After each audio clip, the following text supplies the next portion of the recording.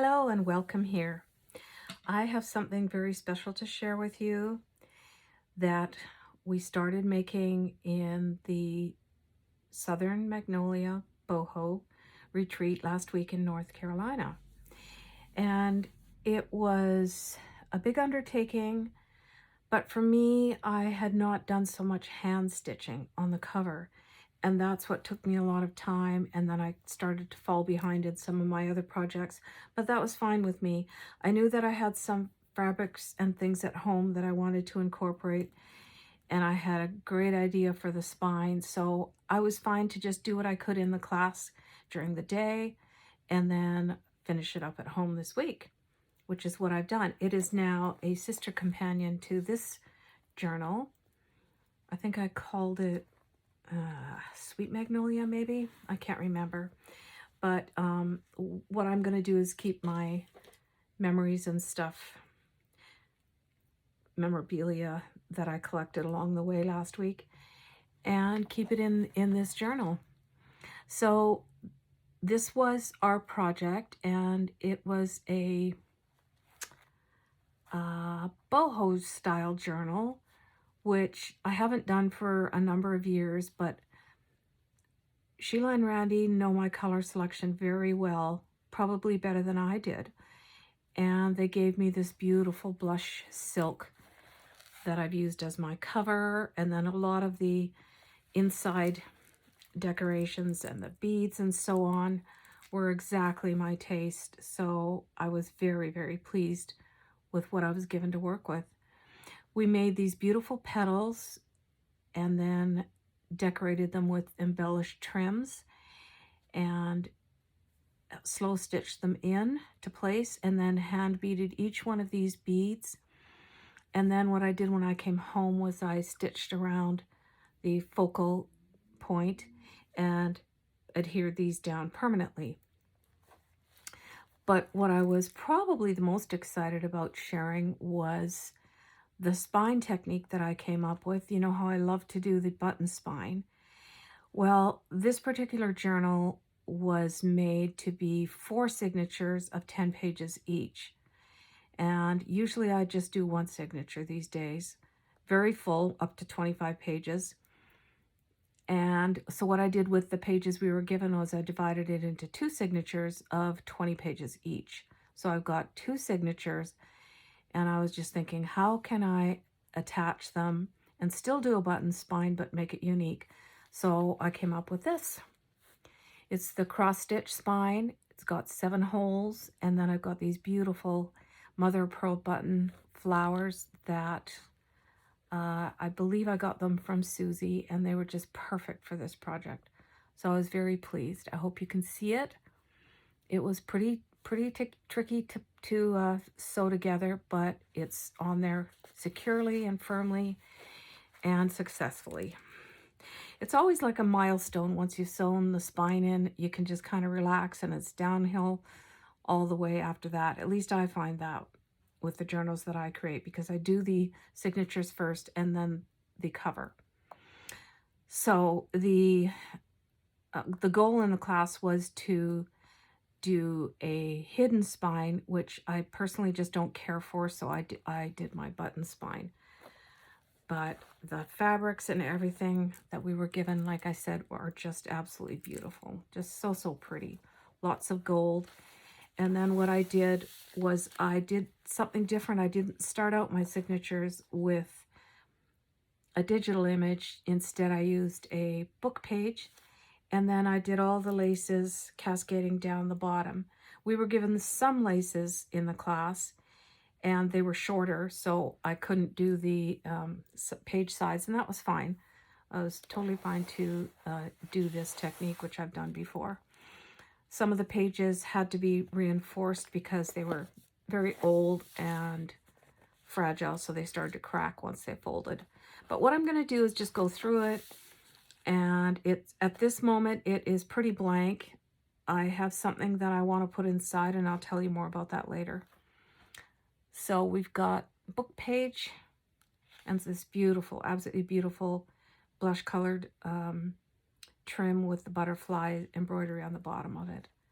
some of Randi's jelly plate prints. And then what we did, which was very different, and some of us struggled with it, was to leave the white borders around the edges of the pages. And it was because we were doing this special gold watercolor paint technique. And it actually turned out beautiful, and I love it. It does make the journal a lot longer. I think it's 9 inches. Pretty sure it's 9. Yeah, a little bit more than 9. 9 3/8. And then the pages are wider. They are at least 5.5. But absolutely beautiful. Some ledger paper.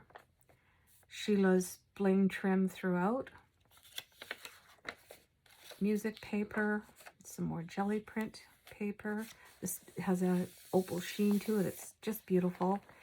And then the magazine or book pages that I chose have the bright purpley pink flower blooms on them. Some antique lace. That's from Lavish Laces. And then some beautiful script letter. Just so gorgeous. I can't even read the date, but it's way out there.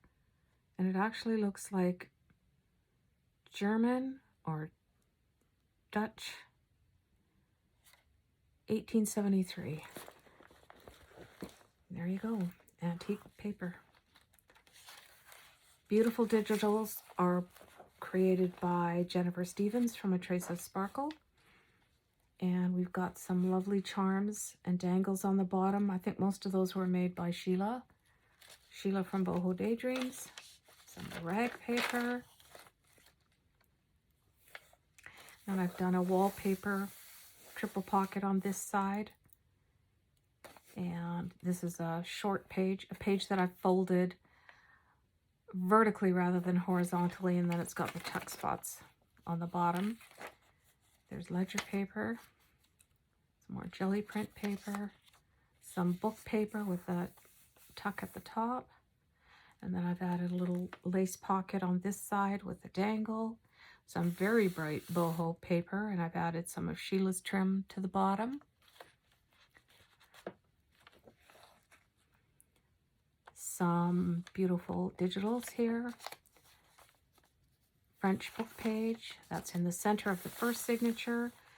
The way that you sew in this type of cross stitch signature is the first signature doesn't have any threads hanging down. You could very easily tie some on here, but I didn't think it was necessary, so I just left it the way it was. And of course I've tea dyed all the digitals, some more beautiful jelly print paper, and then we were given some papers at our table by Ria Alder, who was sitting at the next table. They're Florentine papers from Italy, and they're beautiful. I do have one roll of it myself, but these colors were perfect, and then I just added some vintage book page underneath it to make it look a little bit more aged. Some lace trim and a beautiful dangle at the bottom. Another book page. And some ledger paper. Another pocket page. And then this was some of the lace that we were given in our class kits. And this one is absolutely stunning. I just love the way some of these antique and vintage laces grip the glue. Just all you need is a little tiny bit, and they just stick to the page, and they almost look like they're part of the page. It's just amazing. I did thread some seam binding, crinkled seam binding through the insert portion of this lace. And then here's another wallpaper and embossed paper, triple pocket. This lace I had when I got home, I thought it matched quite nicely. And then this is the back side of that antique letter with some of Sheila's beautiful embroidered trim. This is wallpaper as well. It's a little tuck spot at the bottom of the page. And music paper, tea-dyed paper, and then I've just done some little frames that I can insert something into, a little quote or whatever I would like to. And then I love this page spread, the beautiful colors. My phone is very low on battery, so hopefully I'm going to make it through. I reinforced this page with lace as well because it was so fragile. And then beautiful lace on the bottom. Here are some gorgeous magnolia blooms. And I've just added some vintage lace and a sweet dangle. And then some of Sheila's sari silk to that page. Some of her embroidered trim to the ledger paper. And then I've taken a pocket or applique. I made an envelope out of some scrapbook paper that I've tea dyed, added some of Sheila's velvet, and a beautiful, it's actually a white poppy, but it looks very much like a magnolia, fussy cut flower to the front, and then this gorgeous applique. It just makes it look so old. I just love that effect. And then on this side of the page, we've got some beautiful vintage lace, a couple of pieces of different lace, and a dangle. Some more Florentine paper, and then I've just added some of Sheila's embroidered trim to the top there. Some Edith Holden book page, some rag paper. Then we did a technique of just smearing some gesso, and I added the gold gesso to it on some of the pages. Some vintage book page, one of the beautiful digital images. And then this lace was given to me by Claudette. I went over and was visiting at their table, and she actually gave me a couple of pieces of laces, so I've used them at the bottom of the pages here. Some of Sheila's beautiful pearl and gold bling trim. Book page with a pocket there.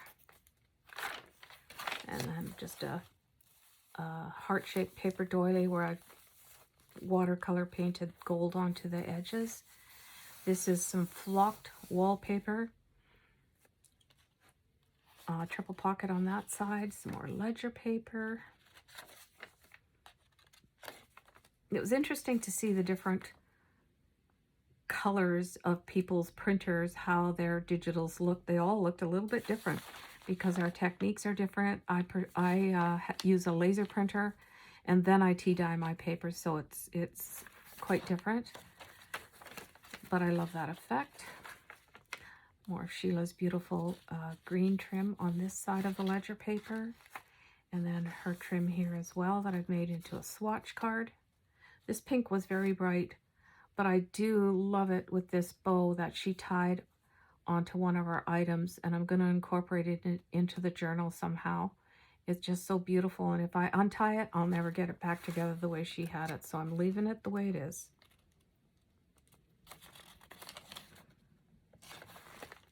The other side of the heart. Book page, jelly print page, very, very soft shade. And then I've got some vintage tea-dyed Battenberg lace at the bottom with a beautiful dangle with a pearl and a bead, glass bead. Some more rag paper, Edith Holden, and this beautiful color of jelly print paper. Some more lace from Claudette, and then I've added some of Sheila's beautiful pearl flower trim, tiny little bead dangle, pink vintage wallpaper with embossed paper for another triple pocket, and the other side of the ledger paper, this beautiful, beautiful image of that magnolia. Isn't that just something else? Just a gorgeous job. And then this is the last page. I love this embroidered trim of Sheila's. It's just so gorgeous. I started looking at adding more of her trim, but I just thought I had enough, and it was just the right touch to really showcase her beautiful trims. And then this lace on the bottom with some of the velvet. And then I've added a pocket or a tuck spot on this side so I can tuck some little treasures in there.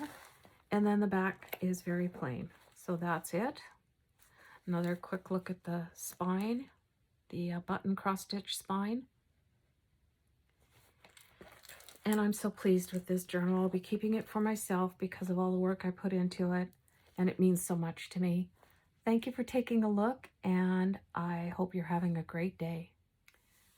I forgot to mention what I was going to put in this journal, and I tried it, but it is way too thick.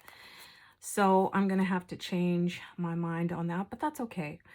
I was going to put a lot of the tags that we received during our tag swap at the retreat last week, but there's just too many of them, and it's gator mouth, so I've got to take them out, and I'm just going to leave it the way I showed it to you, which was bare, except I might add just a few.